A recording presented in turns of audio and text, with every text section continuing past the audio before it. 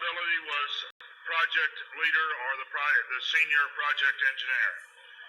We began to work on the design of a microchip that, when it was completed, was 0.75 millimeters in diameter, 7 millimeters long. It was the size of 1/4 of a grain of rice. Again, I want to say that I was not a Christian and there were no Christians there. They said they wanted this to have a power source and be able to emit a signal. And they told us they wanted us to use lithium as a battery source. Lithium's used in watch batteries, it's used in heart pacemaker batteries, it's used in a lot of places. I designed into this microchip a little charging circuit that would charge that battery. This sounds like a lot of technical things coming together, but if you'll bear with me 1 minute, you'll see what God has laid out about this microchip. When we discovered that we needed to know, we needed to be able to charge that battery, I needed a temperature change, a change in temperature to cause current to flow through that little charging circuit that would charge the battery. So we began to investigate and find out where in the body does the temperature change the most rapidly. It was determined that there were 2 places in the body that were ideal for the microchip. One was just below the hairline on the forehead. Every mother checks their child's temperature right here. I never saw a mother check their child's temperature on their ankle, always right here. The other place was the hand, the right hand preferred, because most people are right-handed. This didn't bother me, and it didn't bother anybody else on the team. The hand seemed a good place. Nobody wanted it here. And so the design work, everything was completed. The microchip was done. You're seeing it now on some of the Discovery Channel presentations. There are people who have received it already. It is real.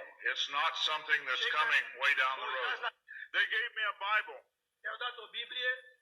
They told me not to read the book of Revelation. They said the book of Revelation is too hard to understand. So I waited, and I didn't read the book of Revelation for quite some time. Then one day I came to Revelation 13, verse 16.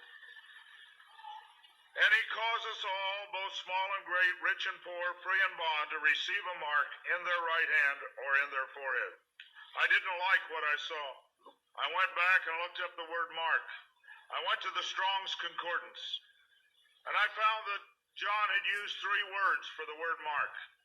Charagma, charicator, and charax. That was from the Greek. I looked at those words. They talked about a scratch or an etching. They talked about a lot of things. And I said, God, this isn't it. We didn't do it. He said, go to the word for 666. The word is chixastigma.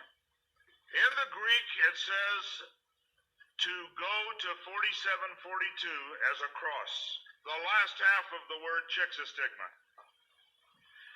And when I looked at what it says stizo, i.e. to stick, to prick, a mark incised or punched into for recognition of ownership. I thought about the little injection tool. The end of it is called an incisor. I began to weep and I began to cry, and I said, oh God, what have we done? Today there have been over 15,000 babies that have been given the positive identification, the microchip. Many companies are using the microchip as identification in their top-level employees. The Immigration Naturalization Service has a better passport, the human hand. So many of these things are all around us. We talk about the signs of the New World Order. God has spelled out in His Word just exactly what's going on today in the New World Order. Satan desires to have a one-world government.